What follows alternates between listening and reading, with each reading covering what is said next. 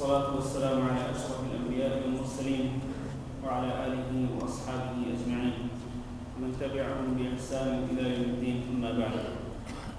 محترم بھائی اور دوستو، پچھلے جمعہ کو ہم نے باب التمتع شروع کیا تھا، جس میں نبی صلی اللہ علیہ وسلم کے حج کے متعلق احادیث ذکر کی گئی ہیں کہ آپ صلی اللہ علیہ وسلم نے جو حج کیا تھا اس کی کیفیت کیا تھی، اور ہم نے یہ بیان کیا تھا کہ نبی صلی اللہ علیہ وسلم چونکہ اپنے ساتھ مدینہ منورہ سے قربانیاں ساتھ لے کر گئے تھے، اس لیے آپ صلی اللہ علیہ وسلم مکہ مکرمہ میں طواف کرنے کے بعد اور صفا اور مروہ کے درمیان سعی کرنے کے بعد حلال نہ ہوئے، آپ نے احرام نہ اتارا، بلکہ احرام کی پابندیوں میں آپ کا دستور باقی رہے، اور پھر آپ صلی اللہ علیہ وسلم نے حج مکمل کیا. لیکن نبی صلی اللہ علیہ وسلم کے ساتھ جتنے وہ صحابہ اکرام کہ جن کے ساتھ قربانیاں نہیں تھیں، آپ صلی اللہ علیہ وسلم نے ان سب کو یہ حکم دیا تھا کہ وہ حلال ہو جائیں،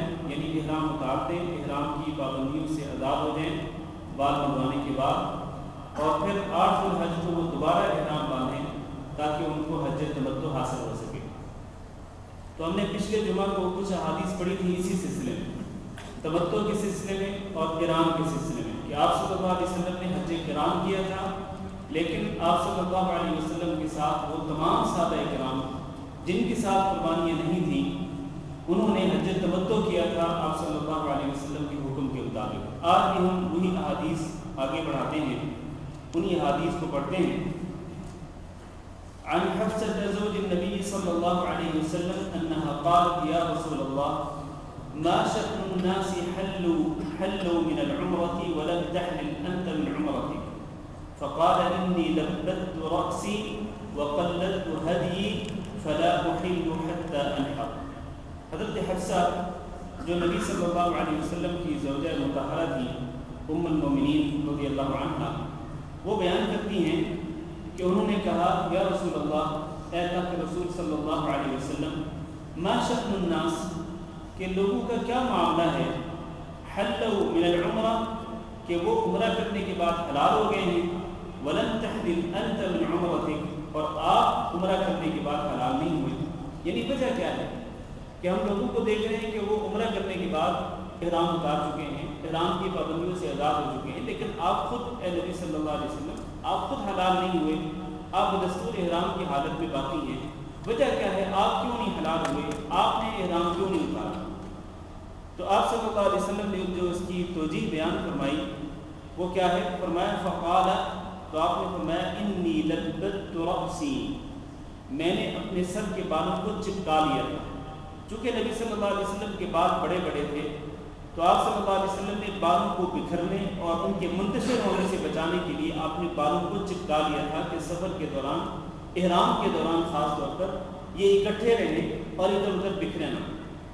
ایک تو یہ کہ میں نے اپنے سر کے بالوں کو چپکا لیا تھا، ایک تو یہ. دوسرا وقلدت ہدی، اور میں نے اپنی قربانیوں کے گلے میں پٹا یا رسی وغیرہ ڈال دی تھی، یعنی میں نے اپنی قربانیاں اپنے ساتھ لے لی تھیں، ان کے گلوں میں خاص طور پر قلادہ یعنی پٹا یا کوئی رسہ وغیرہ ڈال کر کے میں نے ان کو اپنے ساتھ لے لیا تھا.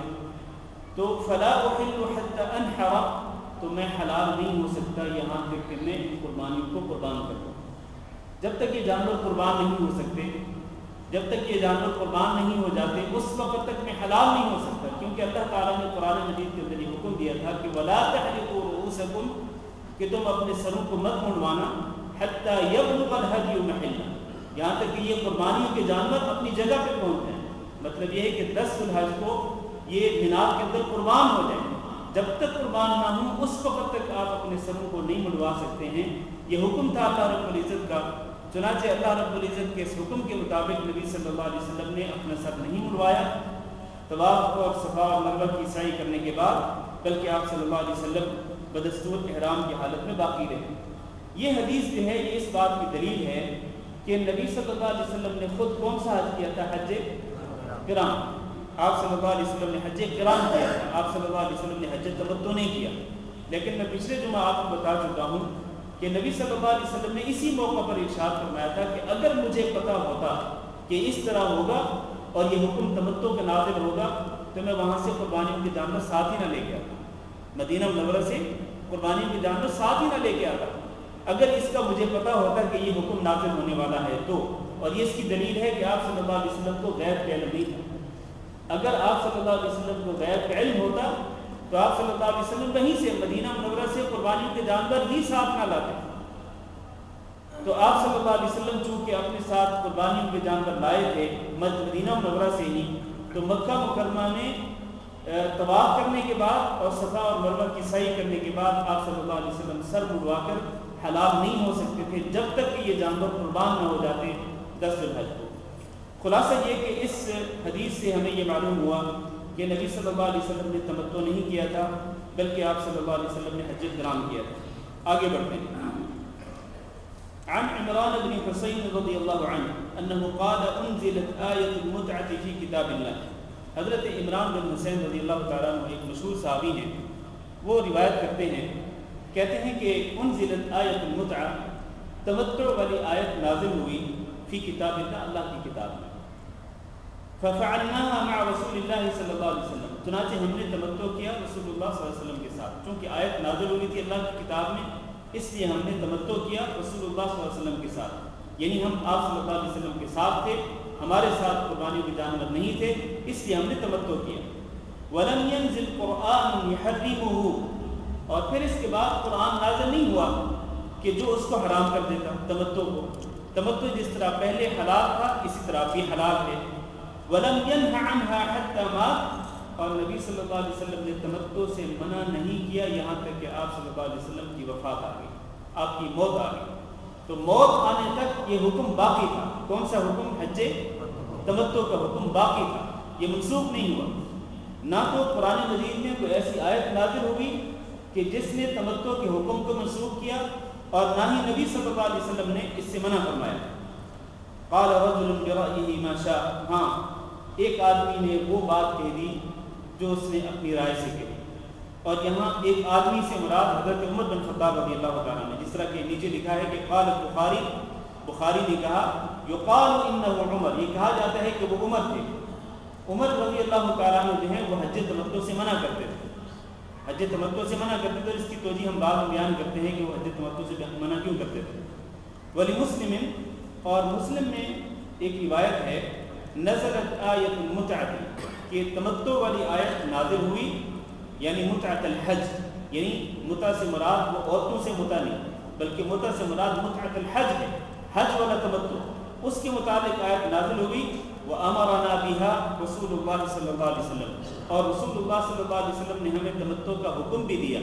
ثم، پھر اس کے بعد لم تنزل آیت، کوئی آیت ایسی نازل نہیں ہوئی تنسخ آیت متعۃ الحج، جو کہ حج کے تمتع کو منسوخ کر دے، ایسی کوئی آیت نازل نہیں ہوئی۔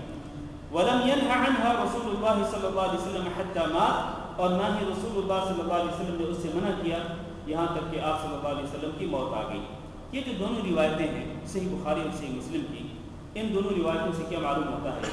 وہ یہ معلوم ہوتا ہے کہ اگر کوئی یہ دعویٰ کرتا ہے کہ نبی صلی اللہ علیہ وسلم پر وہ آیت نازل ہوئی تمتع کی اجازت کے متعلق، اور وہ آیت ہے جس کا یہاں اشارہ کیا گیا، وہ آیت ہے فَمَن تَمَتَّعَ بِالْعُمْرَةِ إِلَى الْحَجِّ فَمَا اسْتَيْسَرَ مِنَ الْحَجِّ، اس سورۃ بقرہ میں آیت ہے، اور اس کی تفسیر ہم پہلے پڑھ چکے ہیں کہ جو شخص تمتع کرے عمرہ کے ساتھ حج کی طرف تو وہ قربانی کرے۔ یہ آیت جو ہے اس بات کی دلیل ہے کہ اللہ تعالیٰ نے تمتع کرنے کی اجازت دی کہ پہلے جا کے عمرہ کر لیں مکہ مکرمہ میں، اور عمرہ کرنے کے بعد حلال ہو جائیں، احرام کی پابندیوں سے آزاد ہو جائیں، اور پھر 8 ذی الحج کو دوبارہ احرام باندھیں، اسی کو حج تمتع کہتے ہیں۔ تو اللہ تعالیٰ نے اس کی اجازت دی۔ اچھا، پھر اس کے بعد اگر کوئی شخص یہ دعویٰ کرتا ہے کہ یہ اجازت مخصوص وقت کے لیے تھی اور پھر اس کو منسوخ کر دیا گیا تھا، تو حضرت عمران بن حسین نے اس کی صراحت کر دی کہ نہیں، ایسا ہرگز نہیں، نہ تو کوئی ایسی آیت نازل ہوئی جس سے ثابت ہوتا کہ یہ حکم منسوخ ہو چکا، اور نہ ہی نبی صلی اللہ علیہ وسلم نے اپنی موت آنے تک، آخری لحظے تک آپ صلی اللہ علیہ وسلم نے حج تمتع سے منع نہیں کیا، جو اس بات کی دلیل ہے کہ یہ حج تمتع کا حکم باقی ہے اور یہ قیامت تک باقی رہے گا، یہ منسوخ نہیں ہوا۔ جہاں تک حضرت عمر رضی اللہ تعالیٰ عنہ کا تعلق ہے، جس کے متعلق اشارہ کیا گیا کہ قال رجل برأیہ ما شاء، کہ ایک آدمی نے اپنی ایک بات کہہ دی اپنی مرضی سے اپنی رائے سے، جو اس کی منشا کے مطابق تھی یا جو اس کے دل میں آیا وہ اس نے کہہ دیا. یہ جو اشارہ کیا عمر رضی اللہ تعالیٰ عنہ کی طرف، اس کی اصل ایک وجہ ہے. وجہ یہ تھی کہ عمر رضی اللہ تعالیٰ عنہ نے یہ محسوس کیا اپنے دور خلافت میں، یہ محسوس کیا کہ لوگ تمتع کرتے ہیں، اور تمتع میں چونکہ پہلے عمرہ ہوتا ہے پھر حج ہوتا ہے.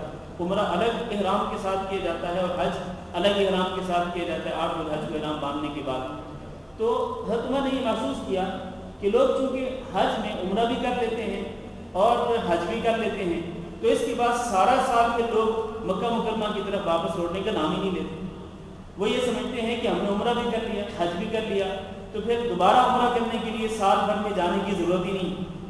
اور ان کے ذہن میں یہ ہوتا کہ جب عمرہ ہی کرنا ہے تو پھر حج کے موقع پر چلے جائیں گے، پہلے عمرہ اور پھر حج کر لیں گے، اس طرح عمرہ بھی ہو جائے گا حج بھی ہو جائے گا. تو سال بھر خانہ کعبہ خالی رہتا، یا اکا دکا لوگ ہوتے، کم لوگ آتے تھے.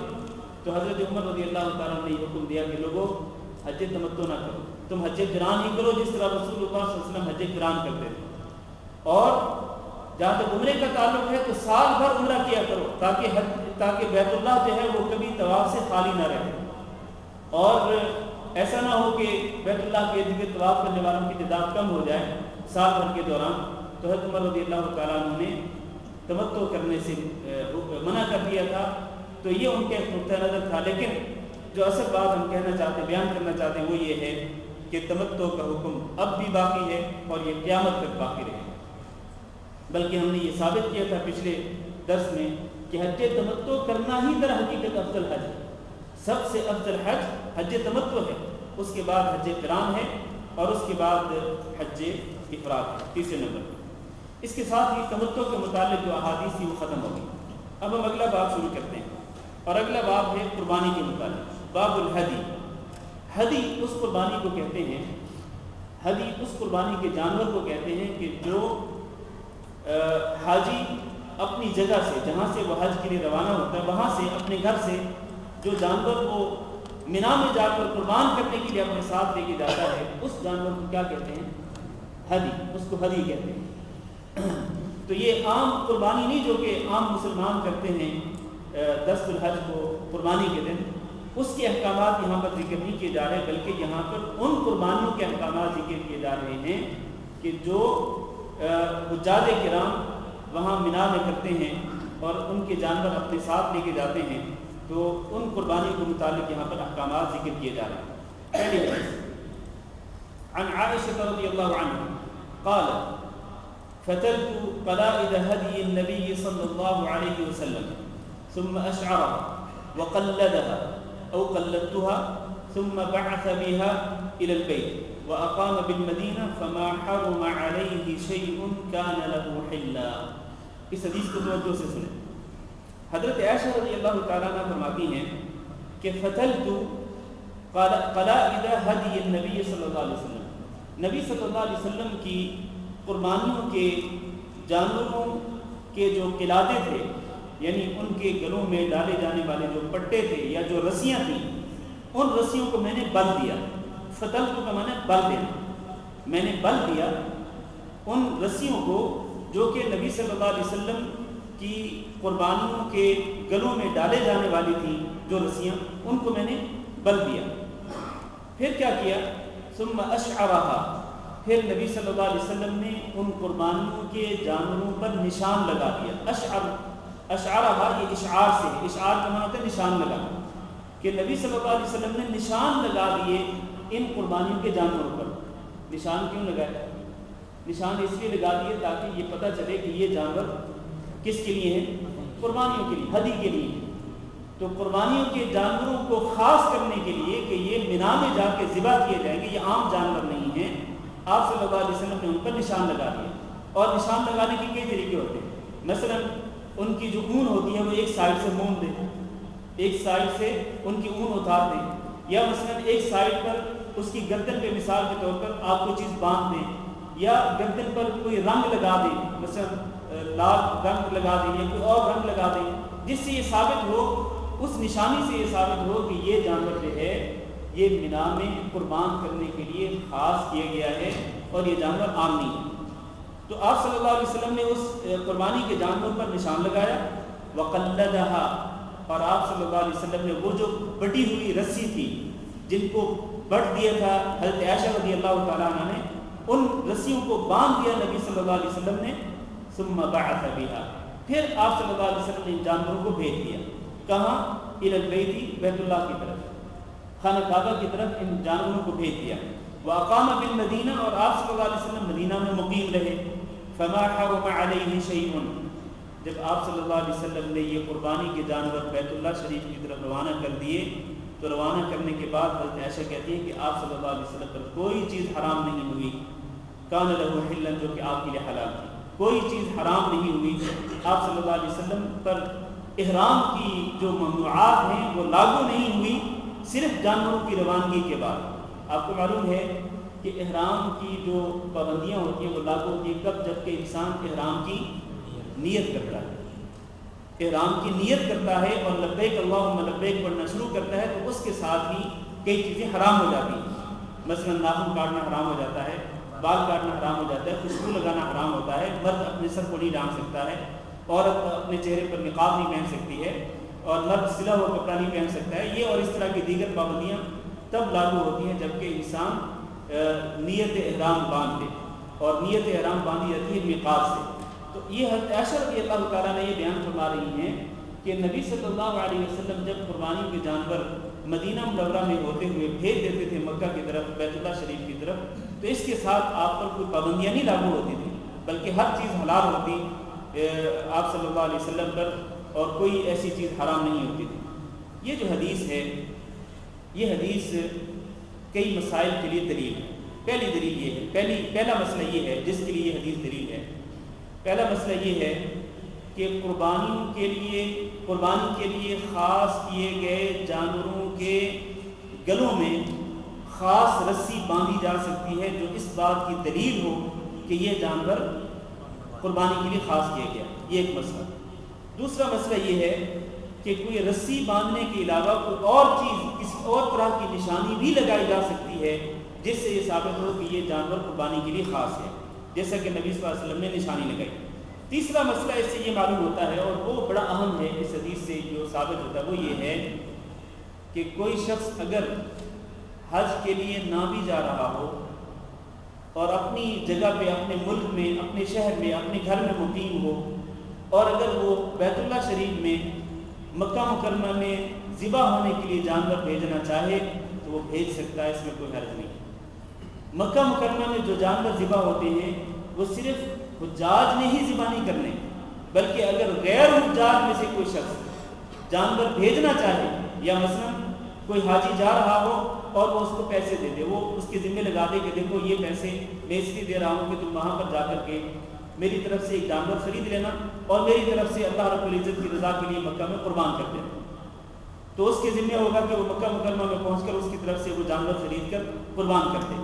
یا مثلا آج کل ٹوکن لیے جاتے ہیں، بینک الراجحی سے، شرکت الراجحی سے ٹوکن لیے جاتے ہیں، تو جا کے وہاں بینک میں پیسے جمع کرائیں اور وہ ٹوکن لے لیں، تو اس سے یہ ہوگا کہ وہ بینک والے وہاں پر جانور خریدیں گے اور وہ اس کی طرف سے قربان کر دیں گے۔ تو یہ جو حدیث ہے حضرت عائشہ رضی اللہ تعالیٰ عنہ کی، یہ اس بات کی دلیل ہے کہ نبی صلی اللہ علیہ وسلم مدینہ میں مقیم ہوتے ہیں۔ میری بات توجہ سے سنیں کہ آپ صلی اللہ علیہ وسلم مدینہ میں مقیم ہوتے ہیں، لیکن آپ جانوروں کو باقاعدہ نشانی لگا کر کہ یہ جانور قربانی کے لیے ہیں، آپ صلی اللہ علیہ وسلم مدینہ سے مکہ کی طرف روانہ کرتے تھے کہ تاکہ ان کو مکہ میں ذبح کر دیا جائے۔ یہ اس کی دلیل ہے کہ غیر حجاج بھی، حجاج کے علاوہ بھی لوگ قربانیوں کے جانور مکہ مکرمہ کی طرف بھیج سکتے ہیں۔ در حقیقت اس میں مکہ مکرمہ کی فضیلت بھی ہے، اور مکہ جو کہ اللہ رب العزت کا سب سے مقدس ترین شہر ہے، اور مکہ کے لوگوں کی بھی فضیلت ہے، تو اگر کوئی شخص اس نیت سے کہ مقدس ترین شہر میں اللہ کی رضا کے لیے جانور قربان کیا جائے اور وہاں پر رہنے والے لوگ اس کا گوشت کھائیں، تو یہ بہت بڑی فضیلت والی بات ہے۔ اس کے لیے اگر انسان جانور بھیجنا چاہے تو اس میں کوئی حرج نہیں، جیسا کہ رسول اللہ صلی اللہ علیہ وسلم بھیجتے تھے۔ اور ایک اور مسئلہ یہ بھی ثابت ہوتا ہے کہ صرف قربانی کے جانور روانہ کرنے سے احرام کی پابندیاں لاگو نہیں ہوتی، بلکہ احرام کی پابندیاں تب لاگو ہوتی ہیں جب کہ انسان احرام کی نیت کرتا ہے۔ اگلی حدیث، عن عائشة رضي الله عنها قالت أهدى النبي صلى الله عليه وسلم مرة غنما. حضرت عائشہ رضی اللہ تعالیٰ عنہ فرماتی ہیں کہ ایک مرتبہ، مرتن کا معنی ایک مرتبہ نبی صلی اللہ علیہ وسلم نے قربانی کے جانور بھیجے جو کہ کیا تھے؟ غنم، بکریوں کے جانور نبی صلی اللہ علیہ وسلم نے بطور قربانی کے جانوروں کے آپ نے مدینہ منورہ سے مکہ مکرمہ کی طرف روانہ کیے. یہ اس بات کی دلیل ہے کہ عموماً نبی صلی اللہ علیہ وسلم کی عادت مبارکہ یہ تھی کہ آپ جو جانور قربان ہونے کے لیے مکہ کی طرف بھیجتے تھے وہ جانور کون سے ہوتے تھے؟ اونٹ بھیجتے تھے، یا پھر گائیاں ہوتی، گائے یا اونٹ کے جانور آپ صلی اللہ علیہ وسلم بھیجتے تھے مکہ میں قربان ہونے کے لیے. لیکن ایک مرتبہ نبی صلی اللہ علیہ وسلم نے بکریاں بھی بھیجی، جو اس کی دلیل ہے کہ بکریاں بھی بھیجی جا سکتی ہیں وہاں پر قربان ہونے کے لیے، اور نہ صرف وہاں قربان ہونے کے لیے بلکہ اس کے علاوہ بھی غیر حجاج بھی اگر بکریوں میں سے، بکریوں کی جنس سے اگر قربانی کرنا چاہیں تو وہ کر سکتے ہیں، اس میں کوئی حرج نہیں ہے. اور اس کی کچھ شرائط ہیں بکری کی عمر کے متعلق، اور بکری بے عیب ہونی چاہیے، اس کے متعلق کچھ اور حکام ہیں جو انشاءاللہ ہم قربانی کے مسائل میں آگے جا کے پڑھیں گے انشاءاللہ. تو یہ جو حدیث ہے یہ اس بات کی دلیل ہے کہ اگرچہ عموماً نبی صلی اللہ علیہ وسلم اونٹ ہی قربان کرتے تھے، مکہ مکرمہ میں قربان ہونے کے لیے بھیجتے تھے، اور ہم پہلے پڑھ چکے ہیں کہ جب نبی صلی اللہ علیہ وسلم نے خود حج کیا تو اس موقع پر آپ صلی اللہ علیہ وسلم کے ساتھ کتنے اونٹ تھے؟ قربانی کے جانور 100 اونٹ تھے، قربانی کے جانور 100 اونٹ تھے، اور ان میں سے 63 اونٹ جو ہے وہ آپ صلی اللہ علیہ وسلم نے اپنے ہاتھوں ذبح کیے تھے مینا کے اندر، اور باقی جو اونٹ تھے وہ آپ صلی اللہ علیہ وسلم نے حضرت علی رضی اللہ تعالیٰ عنہ کو پابند کیا تو انہوں نے آپ صلی اللہ علیہ وسلم کی طرف سے باقی اونٹ ذبح کر دیے. لیکن ایک موقع پر عائشہ رضی اللہ تعالیٰ عنہ کی حدیث کے مطابق ایک موقع پر نبی صلی اللہ علیہ وسلم نے بکریاں بھی بھیجی مکہ مکرمہ میں ذبح ہونے کے لیے. اگلی حدیث پڑھتے ہیں. عن ابی ہریرہ رضی اللہ عنہ ان نبی اللہ صلی اللہ علیہ وسلم رأى رجلا يسوق بدنه فقال اركبها قال انها بدنه قال اركبها فرأيته راكبها يساير النبي صلى الله عليه وسلم وفي لفظ قال في الثانية أو الثالثة يركبها ويلك أو ويحك.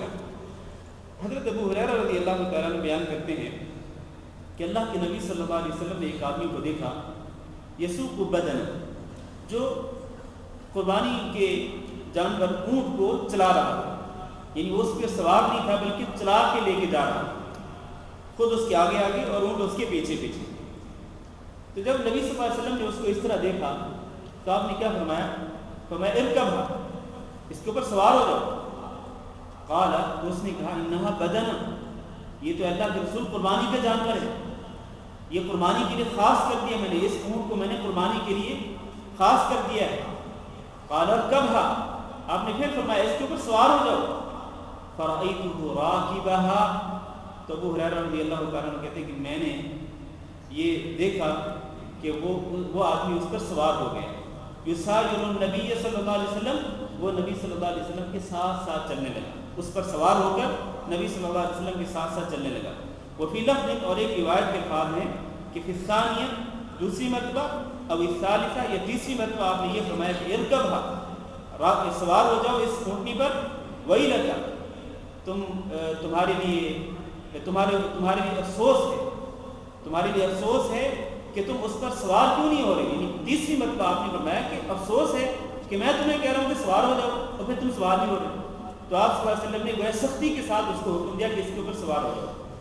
یہ حدیث کس بات کی دلیل ہے؟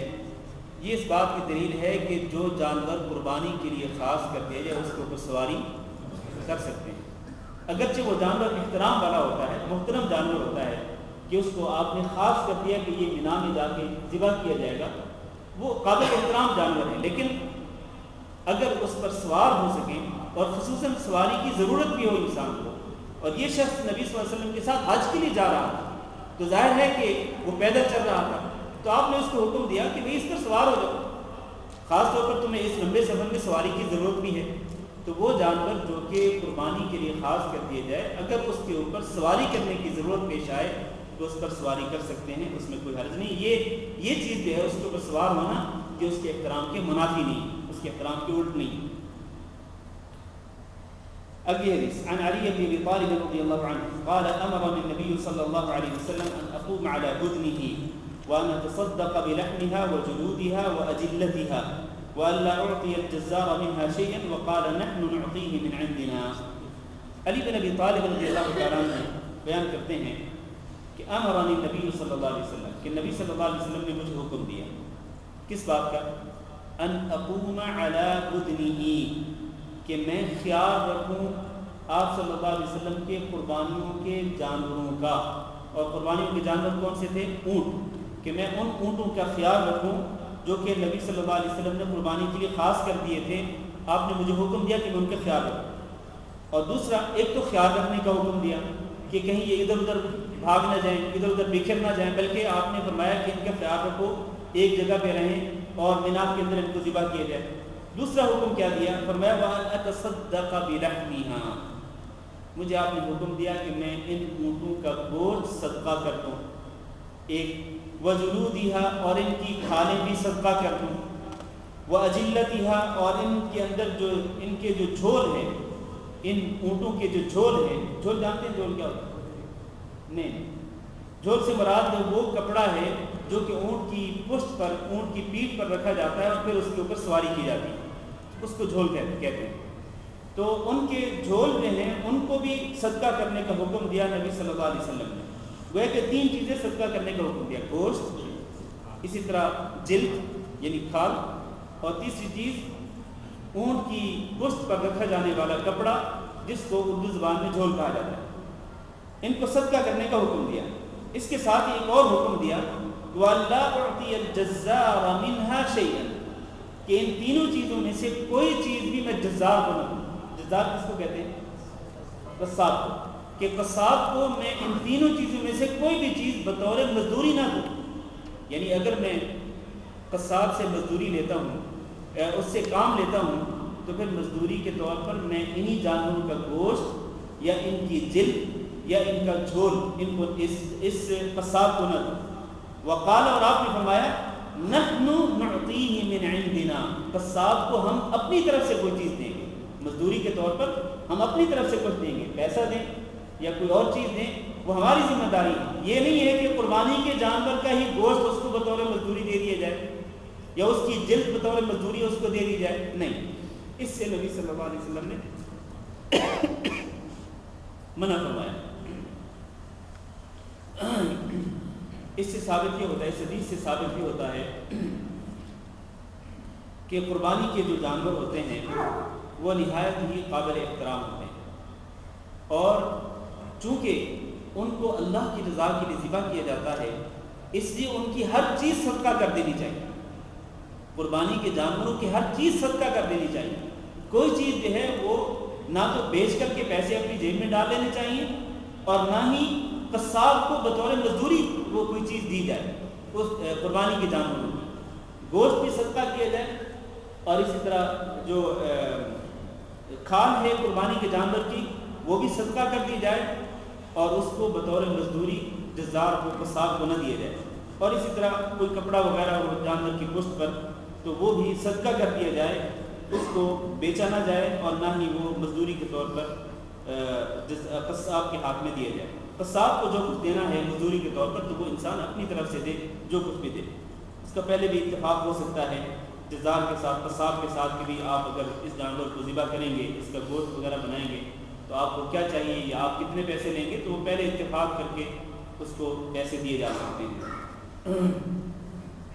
اگلی حدیث عن زیاد بن جبیر قال رأيت ابن عمر قد أتى على رجل قد أناخ بدنته ينحرها فقال ابعثها قياما مقيدة سنة محمد صلى الله عليه وسلم۔ زیاد بن جبیر رضی اللہ تعالیٰ عنہ کہتے ہیں کہ میں نے دیکھا ابن عمر رضی اللہ تعالیٰ عنہ کو کہ وہ آئے ایک آدمی کے پاس۔ کون آئے؟ ابن عمر رضی اللہ تعالیٰ عنہ ایک آدمی کے پاس آئے جس نے کیا کیا تھا، قد اناخ بدنته، اس نے اپنی اونٹنی کو بٹھا دیا تھا، ينحرها، اور وہ اس کو ذبح کر رہا، بٹھا کے اس کو ذبح کر رہا.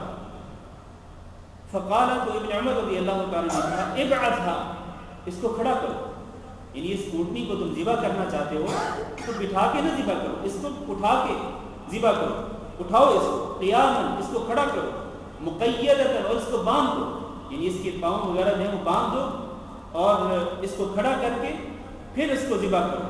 سنت محمد صلی اللہ علیہ وسلم، یہ محمد صلی اللہ علیہ وسلم کی سنت ہے. آپ کو معلوم ہے کہ سارے جانور لٹا کر ذبح کیے جاتے ہیں.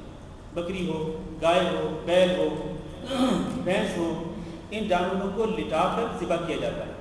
اس طرح لٹایا جائے کہ ان کا منہ قبلے کی طرف، اور پھر ان کو ذبح کیا جائے. یہ تمام جانوروں کے لیے. لیکن اونٹ جو ہے، اونٹ ہو یا اونٹنی ہو، اس کو ذبح کرنے کا مسنون طریقہ یہ ہے کہ اس کو کھڑا کر کے ذبح کیا جائے. اس کو کھڑا کر کے اس کے پاؤں وغیرہ، اس کے گھٹنے یا ٹانگیں وغیرہ باندھ دی جائیں، اور پھر اس کا جو سینہ ہے، سینے کے اوپر جو گردن کا حصہ ہے، سینے کے اوپر بالکل سینے کے قریب جو گردن کا حصہ ہے، وہاں پر اس پہ جو بھی ذبح کرنے والا آلہ ہو اس کے ساتھ اس کو ذبح کیا جائے. یہ طریقہ بتلایا حضرت ابن عمر رضی اللہ تعالیٰ عنہ. اور اس میں حکمت کیا ہے؟ حکمت یہ ہے کہ اگر جانور کو، یہ اونٹ ہو یا اونٹنی ہو، اس کو اگر بٹھا کر ذبح کیا جائے گا تو اس کی روح جلدی نہیں نکلے گی، کیونکہ یہ بڑا جانور ہوتا ہے، سائز کے لحاظ سے دوسرے جانوروں کے نسبت بڑا ہوتا ہے، تو اس کی روح جلدی نہیں نکلے گی. تو جانور کو جب ذبح کیا جائے تو اس کی روح جلد از جلد نکالنے کا حکم ہے. یعنی اس طریقے سے جانور کو ذبح کریں کہ اس کی روح جلدی نکل جائے. یہ نہیں کہ وہ جانور تڑپتا رہے اور تڑپتے تڑپتے اس کی روح نکلے، نہیں. جانور کو اذیت دینے سے منع فرمایا نبی صلی اللہ علیہ وسلم. بلکہ آپ نے فرمایا کہ ان اللہ کتب الاحسان علی کل شیء، اللہ تعالیٰ نے احسان ہر چیز پہ فرض کر دیا ہے. لہذا اذا قتلتم فاحسنوا القتلہ، جب تم کسی کو قتل کرنا چاہو، یعنی بدلے میں، قصاص میں کسی کو قتل کرنا چاہو تو اچھی طرح سے قتل کرو. مطلب ایک مرتبہ وار کر کے اس کی گردن اس کے تن سے جدا کر دو.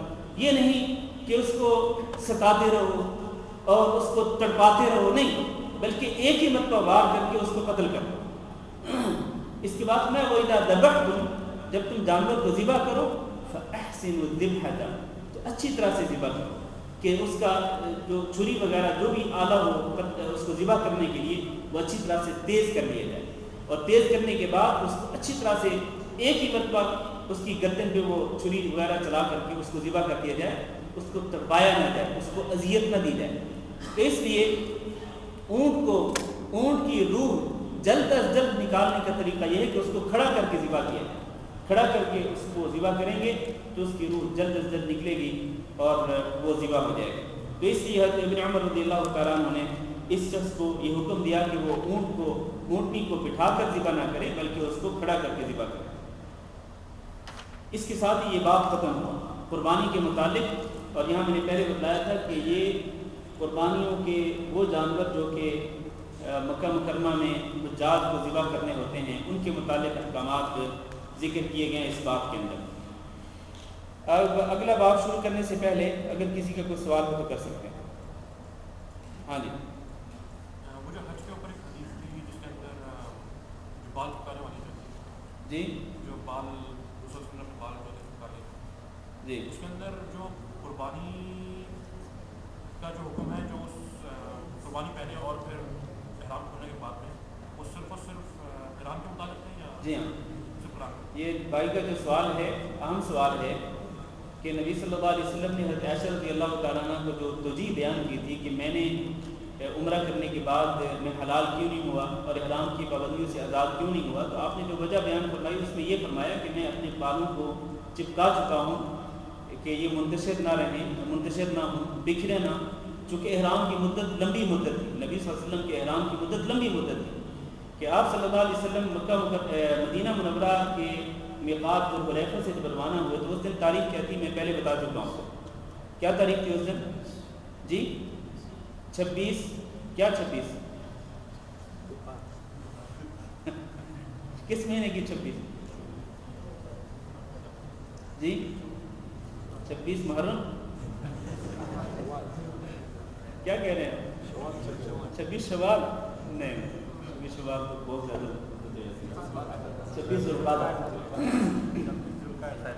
ہاں جی 26 ذوالقعدہ کو نبی صلی اللہ علیہ وسلم ذوالحلیفہ سے روانہ ہوئے. اچھا 26 تاریخ سے لے کر 10 ذوالحج تک یہ تقریباً کوئی 14 یا 15 دن بنتے ہیں. یہ بڑی لمبی مدت تھی احرام کی. تو اس لمبی مدت میں اپنے سر کے بالوں کو بکھرنے سے بچانے کے لیے، منتشر ہونے سے بچانے کے لیے، کیونکہ آپ کے بال بڑے لمبے لمبے بال ہیں، تو ان کو بکھرنے سے بچانے کے لیے آپ نے کیا کیا کہ سر کے بالوں کو چپکا دیا، کوئی گوند وغیرہ لگا کر کے آپ نے ان کو چپکا دیا. اچھا سوال یہ کیا گیا بھائی کی طرف سے کہ آپ صلی اللہ علیہ وسلم نے جو اس کی توجیہ بیان کی کہ میں ظاہر ہے کہ سر کے بالوں کو تب میں منڈواؤں گا جب کہ میں قربان کروں، ان جانوروں کو قربان کروں گا، اور وہ قربانی جو ہے وہ کس دن ہوگی؟ 10 ذوالحج کو. تو سوال یہ ہے کہ کیا کوئی بھی حاجی جو ہے وہ اس وقت تک اپنے بال نہیں منڈوا سکتا جب تک کہ اس کی طرف سے قربانی نہ ہو، جب تک وہ قربان نہ کر لے اپنے جانوروں کو، یا جب تک اس کی طرف سے قربانی نہ ہو؟ تو اس کا جواب یہ ہے کہ نہیں، یہ صرف قران والوں کے لیے. جو حج قران کرنا چاہتا ہو اور وہ اپنے ساتھ قربانی کے جانور لے کے جا رہا ہو، تو اس کے لیے یہ ہے کہ وہ جب تک قربانی کے جانور قربان نہ کر لے 10 ذوالحج کو، اس وقت تک وہ اپنے سر کے بال نہیں منڈوا سکتا ہے. باقی جہاں تک حج تمتع کرنے والوں کا تعلق ہے تو وہ تو 10 ذوالحج کو مینا میں پہنچ کر بڑے جمرہ کو کنکریاں مار لیں، اس کو لوگ بڑا شیطان کہتے ہیں، بڑے شیطان کو کنکریاں مار لے، اس کے بعد وہ اپنے سر کے بال منڈوا سکتا ہے. اور اس کی طرف سے جو قربانی ہے وہ چاہے بعد میں بھی ہو تو اس میں کوئی حرج نہیں. اللہ اعلم. ہاں جی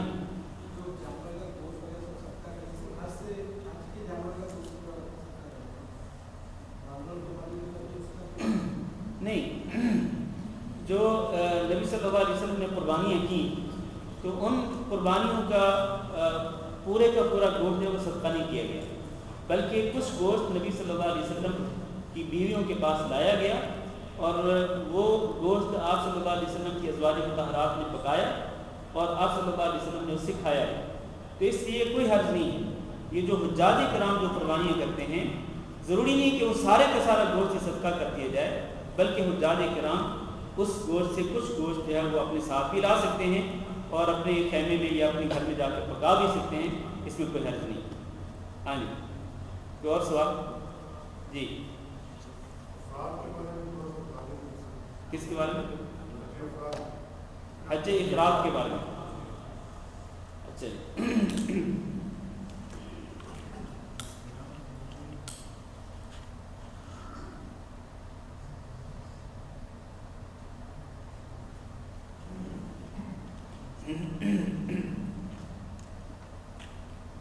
حج افراد، یہ افراد کا جو لفظ ہے یہ مفرد سے، اور اس کا معنی ہے اکیلا، اکیلی چیز یا ایک چیز.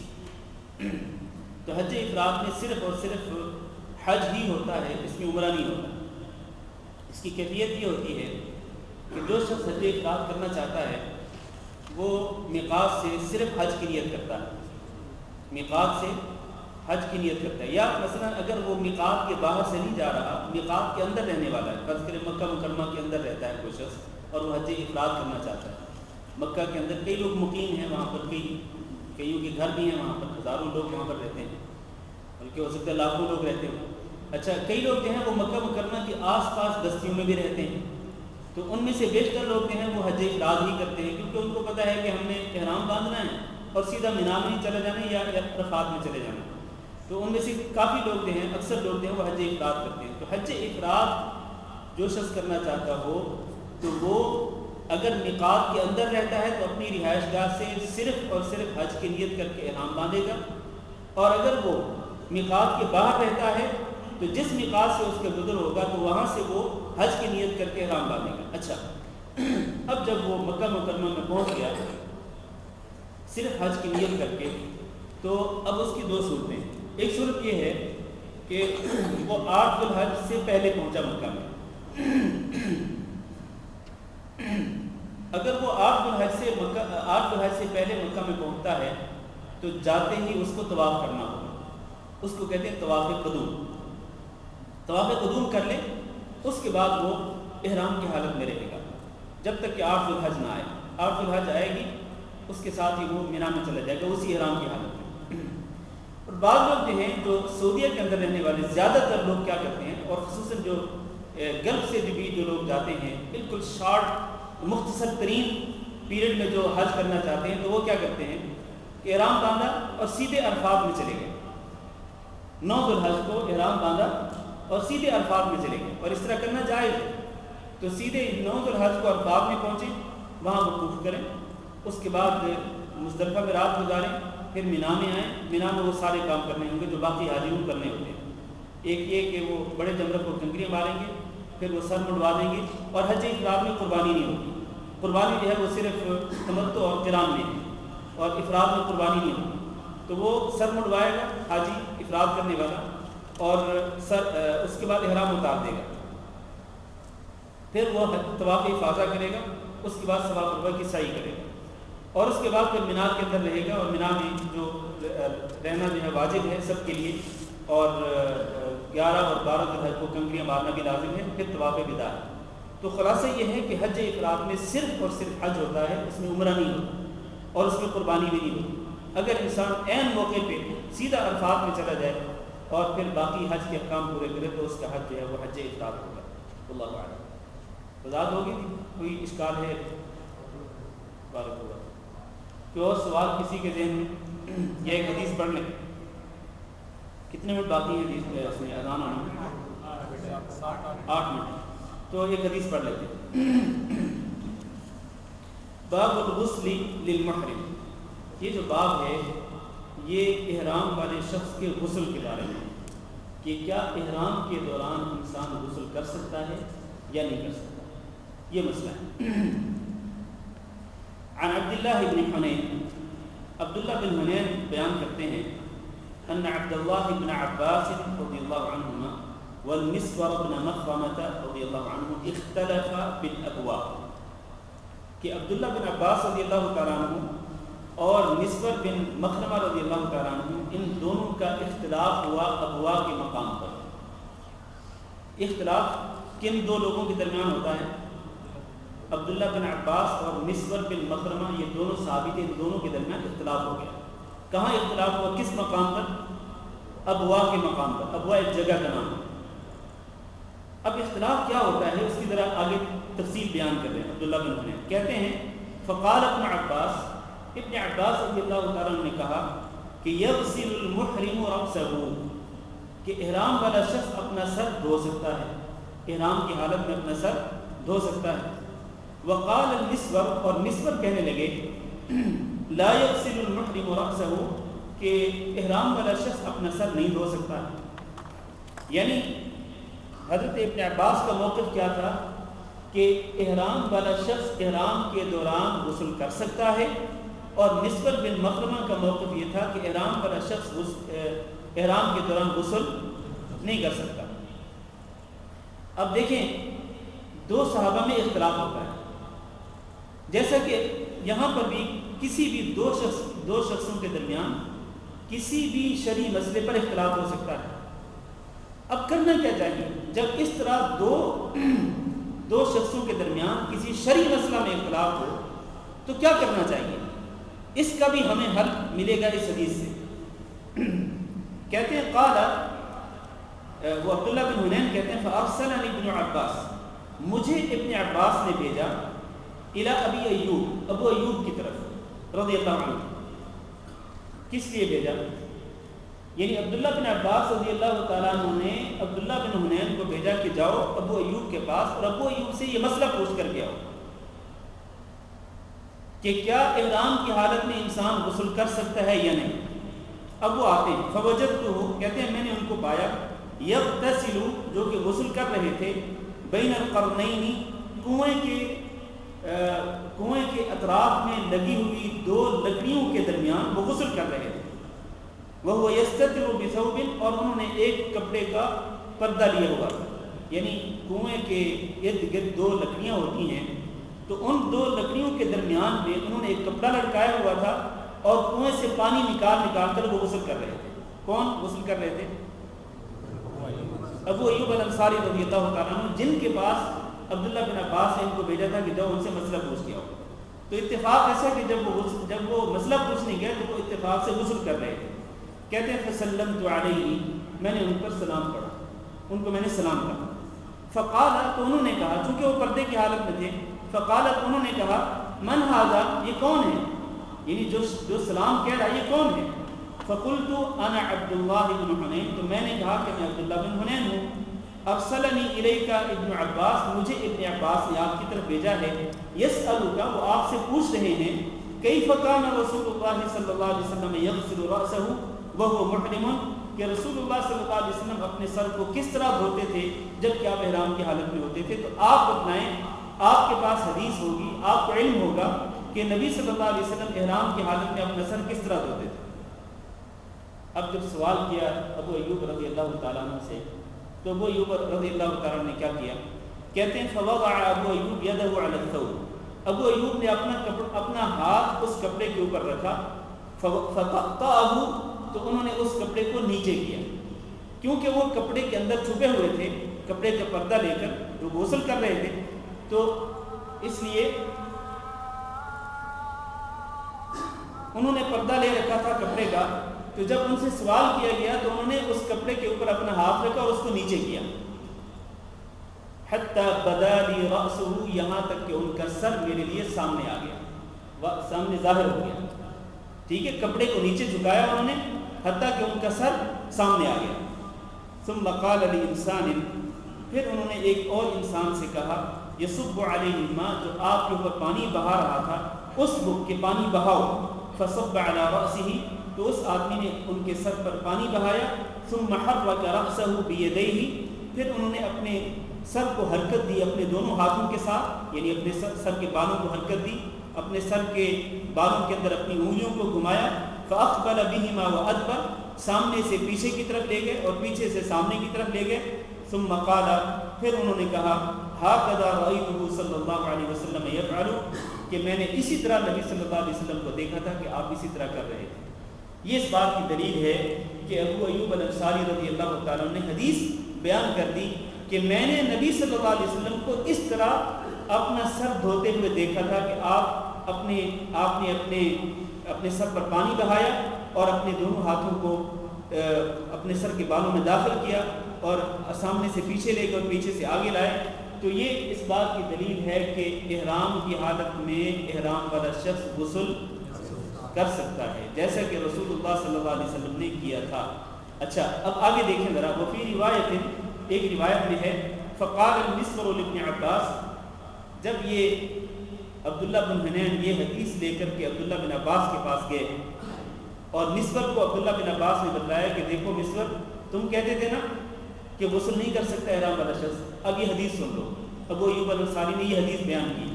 جب حدیث سن لی مسور نے تو انہوں نے کہا، لا اماریک بعدها ابدا. اب جب واضح ہو گیا کہ آپ کا موقف درست ہے، حدیث کے مطابق ہے، تو آج کے بعد میں آپ سے کبھی جھگڑا نہیں کروں گا. آج کے بعد میں آپ سے کبھی جھگڑا نہیں کروں گا. کیوں؟ اس لیے کہ آپ کا موقف حدیث کے مطابق ہے.